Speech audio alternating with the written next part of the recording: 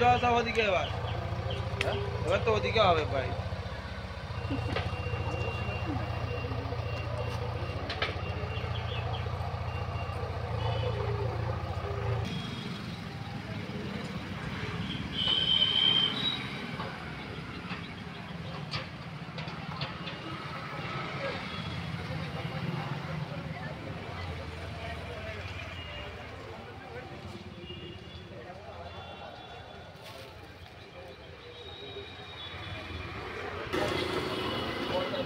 বলা আছে, তোমাকেও বলে দিলাম, তারপর 2-4 বছর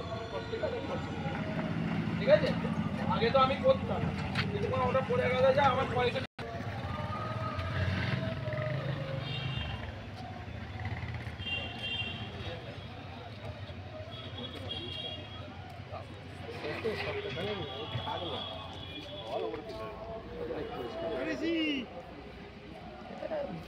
মাছ ছেড়ে দিত সপ্তাহখানেক থেকে তারপর মাছ ছেড়ে দাও ছাড়লো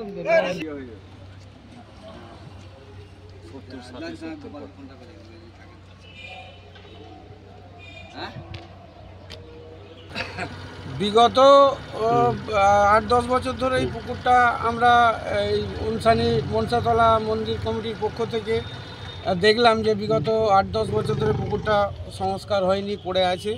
তা আমরা দেখলাম গ্রামবাসীর বিভিন্ন দিক থেকে চান করার অসুবিধে, এলাকায় সেরকম বড় পুকুর নেই, বিভিন্ন লোকের কষ্ট, সেই কষ্ট এবং বিভিন্ন মশা মাছি বিভিন্ন রকম ভাইরাস তৈরি হচ্ছে পুকুরটা থেকে। তাতে এলাকাবাসীর অসুখ বিসুখ হওয়ার জন্য আমরা একত্র হয়ে মন্দির কমিটির পক্ষ থেকে আমরা চাইলাম যে এলাকাটাও পরিষ্কার থাকুক, পুকুরটাও পরিষ্কার করলে বিভিন্ন মানুষের সুবিধার পাশে দাঁড়াতে পারবো আমরা। এবং সেই স্বার্থে আমরা এই পয়লা বৈশাখের দিনে, বছরের প্রথম দিনে আমরা পুকুরটাকে পরিষ্কার করার জন্য আমরা একত্র হয়ে সবাই মিলে একসঙ্গে যোগদান করেছি। কতদিন এটা পুকুরটা বয়স, আমার বয়স যতটা তার দুগুণ তিনগুণ হয়ে যাবে হয়তো, মিনিমাম ধরুন 100-150 বছর এরম হতে পারে। আমার অভিজ্ঞতা অতটা নেই। তা এই হচ্ছে ব্যাপার যে পুকুরটা এতদিন ধরে পড়ে আছে। আমার নাম শঙ্কর প্রামাণিক, একজন সদস্য, মন্দির কমিটির সদস্য, আমাদের উনসানি মনসাতলা শ্মশান কমিটির একজন সদস্য আমি। ব্যাপারটা হচ্ছে এই পুকুরটা 8-10 বছর আগে পর্যন্ত খুবই ভালো ছিল।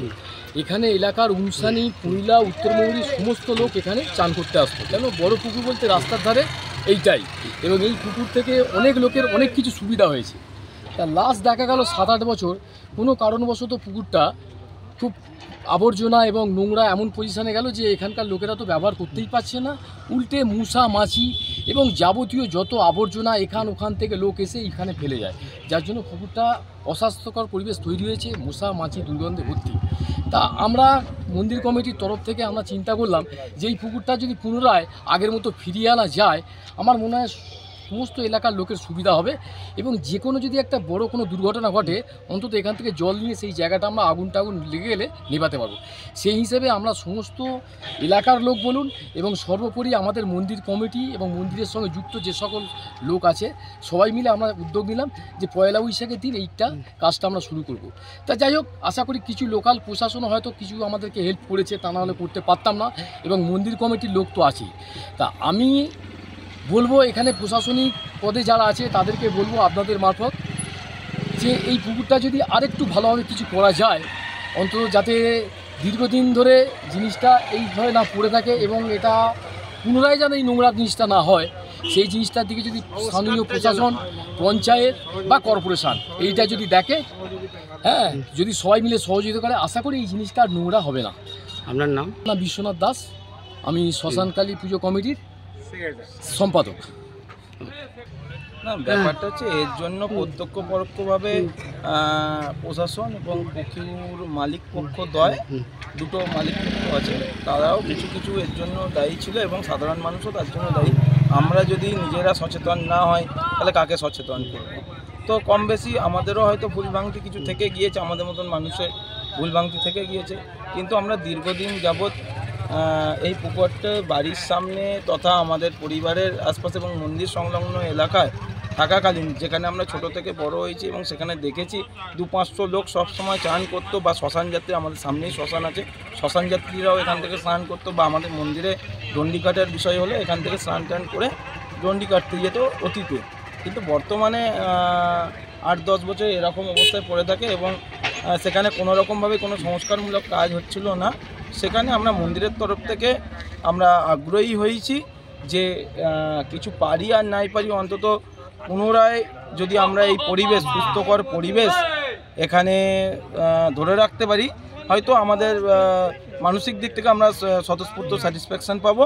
তার জন্য আমরা এই মন্দিরের উদ্যোগ নিয়েছি যে পুকুরটি অন্তত সংস্কার করি এবং ছোট ছোট শিশু বা যারা আমাদের প্রতিবেশী পাড়ার, যারা এখানে এসে সাঁতার টাতার শিখতে এখন বিভিন্ন ক্লাব এতে তাতে যাচ্ছে, বহু টাকা খরচা করছে, কিন্তু আমরা এখানে মিডল ক্লাস সবাই বসবাস করি, যার জন্য এখানে সে বিনা পয়সাতে এইসবগুলো করতে পারে যদি পুকুরটি সেই যথাযথ জায়গায় নিয়ে আসতে পারি।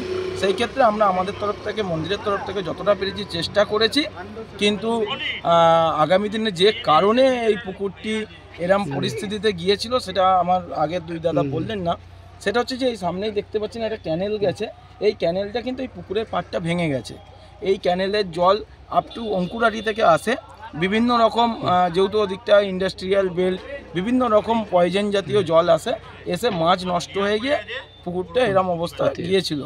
আমি খালি আপনাদের মাধ্যম দিয়ে এটা বলতে চাই যে আগামী দিনে প্রশাসন যেন একটু তৎপর হয়ে যদি এটা প্রশাসনিকভাবে যদি এই পাটটা বাঁধতে অনেক টাকা খরচা, যদি পঞ্চায়েত, লোকাল পঞ্চায়েত বলুন, যদিও এটা পঞ্চায়েতের মধ্যে পড়ে, আর তার সাথে কর্পোরেশনের জয়েন্ট জায়গা, এখানে যদি দুপক্ষ চিঠি আদান প্রদানের মধ্যে দিয়ে যদি এই পার্টটুকু বেঁধে দেয়, তাহলে আশা করি অন্তত জল সংরক্ষণ, যেখানে সরকার পক্ষ বিভিন্ন রকম মিডিয়া অ্যাডের মাধ্যম দিয়ে বলছে যে জল বাঁচাও, জল সংরক্ষণ করো, সেই সংরক্ষণের জন্য যদি প্রশাসন আমাদের একটু হেল্প করে, তাহলে এই পুকুরটি আশা করি আমরা যতদিন বেঁচে আছি এই পুকুরকে আবার পুনরায় ওই নোংরা ডাস্টবিনে পরিণত হতে দেব না।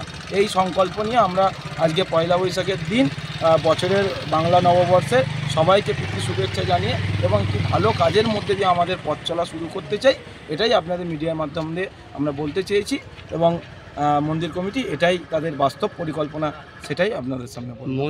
আমাদের এটা কাঁচা শ্মশান নামে পরিচিত এবং মৌরি আশপাশে আমাদের 46 ওয়ার্ড সব নিয়েই এটা কাঁচা শ্মশান নামে পরিচিত এবং মাটির শ্মশান বলা হয়। আর এই হচ্ছে একটা হচ্ছে আমাদের পালেদের হাফ পালেদেরই অংশ ছিল, সেটা আমাদের নিম্ন বুনিয়াদি স্কুলকে দান করে গেছেন। এখন স্কুলের হাফ পালবাড়ির, এই পরিস্থিতিতে জয়েন্ট জায়গায় এদের রয়েছে বলেই পরিচিত, আলুরডাঙ্গা গোলঝিল বলেই পরিচিত। আপনার উত্তর মৌরি পালপাড়া। আমার নাম সুব্রত পাল।